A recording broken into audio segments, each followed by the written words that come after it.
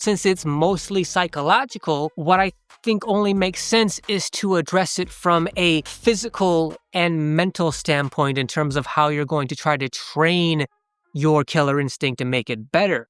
Starting with, and probably primarily with, do you have the tools to even use that psychology? Meaning, okay, you've decided that for whatever reason, it's best for you to take over the game and make all of the decisions. Okay, but you can attempt to do that, but do you have the tools to get the job done? Physically, can you do it? Do you have the physical abilities to actually execute taking over the game and making all of those decisions? But do you have the physical tools and abilities to actually get it done? Because if you don't have the speed, the agility, the quickness, the jumping, the stamina, the conditioning, the strength to go about executing whatever it is that you've determined that you need to execute, it's not going to matter if you just magically decide to take over the game if you can't actually physically implement the decisions that you have deemed appropriate. And the same principle applies when it comes to mentally. Like, okay, you've decided that you're going to take over the game.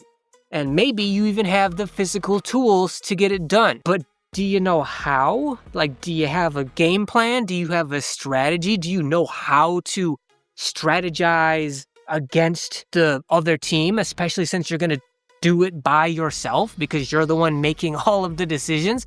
If you're going to be making the decisions, you better understand what it takes to make at least good, positive estimated guesses at how the other team is going to react to the decisions that you're trying to execute. If it doesn't, here's plan B, here's plan C.